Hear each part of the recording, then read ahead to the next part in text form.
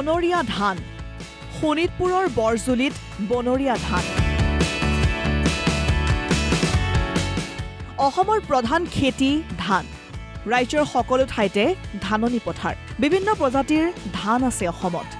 আনকি বনৰীয়া ধানো আছে অসমত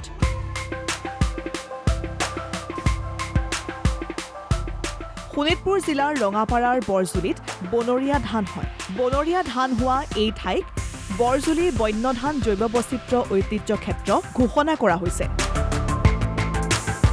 ভাৰত চৰকাৰৰ কৃষি মন্ত্ৰালয়ৰ অধীনৰ ৰাষ্ট্ৰীয় জৈৱ বৈচিত্ৰ্য প্ৰাধিকৰণ আৰু ৰাষ্ট্ৰীয় বৰষুণৰ ওপৰত নিৰ্ভৰশীল অঞ্চল প্ৰাধিকৰণে বৰজুলি বনৰীয়া ধানৰ এলেকাক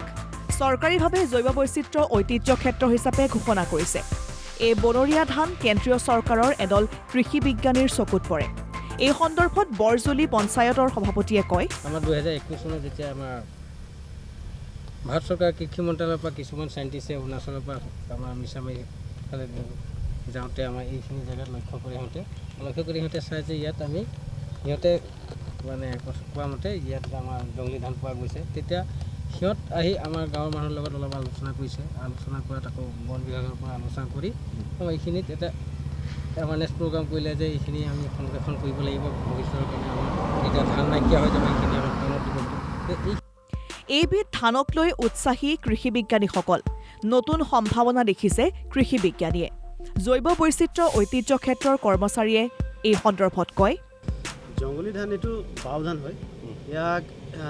ইয়াত যিটো ধান পোৱা যায় এইটোৰ ইংৰাজীত নাম হ'ল অৰাইজাৰ অফিক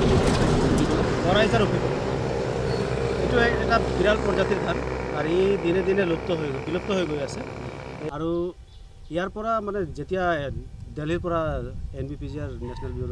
মানে প্লান্ট জেনেটিক ৰিচাৰ্চ চেণ্টাৰৰ পৰা সাইণ্টিষ্টসকল আহিছিলে তেতিয়া তেখেতসকলে আমাৰ গাঁৱত যেতিয়া আমি চবেই মিলি এৱাৰনেছ প্ৰগ্ৰাম এখন থৈছিলোঁ তেতিয়া তেখেতসকলে কৈছিলে যে এইখন ধানৰ পৰাই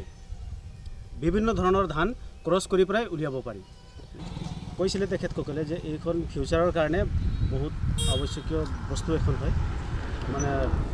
মানে দিনে দিনে এইটো বিলুপ্ত হৈ যাব তো সেইকাৰণে ইয়াক সংৰক্ষণ কৰি ৰাখিছে এই বনৰীয়া ধানৰ ওপৰত গৱেষণা চলিব ইণ্ডিয়ান কাউন্সিল অফ এগ্ৰিকালচাৰ ৰিচাৰ্চে গৱেষণা কৰিব জিলা কৃষি বিষয়াই জানিবলৈ দিছে এই কথা বনৰীয়া ধানৰ পৰা নতুন প্ৰজাতিৰ ধান উদ্ভাৱন হ'ব এই কথা প্ৰকাশ কৰে জিলা কৃষি বিষয়াগৰাকীয়ে এই বনৰীয়া ধানবোৰ কিছুমান সহনীয় গুণ থাকিব পাৰে ড্ৰট ৰেজিষ্টেঞ্চ বা ফ্লাড ৰেজিষ্টেঞ্চ হ'ব পাৰে বা তাৰ পৰা কিছুমান জিন আমি আমাৰ যদি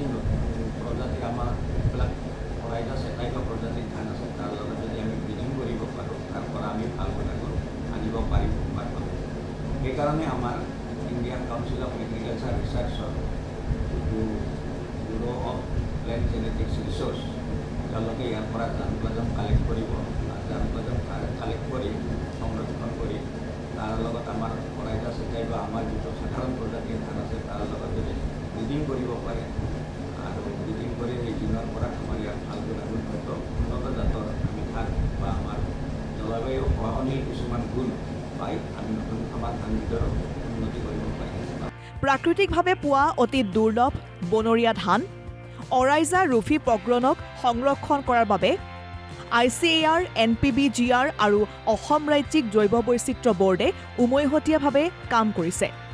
এই বনৰীয়া ধানবিধ পানী আৰু খৰাঙতো হ'ব পৰাৰ সক্ষমতা আছে ধানৰ বিভিন্ন ৰোগ প্ৰতিৰোধ কৰিব পৰা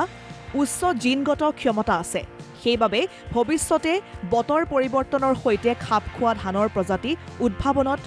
সহায়ক হ'ব বৰজুলিৰ বনৰীয়া ধান তেজপুৰৰ পৰা পংকজ শইকীয়াৰ ৰিপৰ্ট অসম লাইভ 24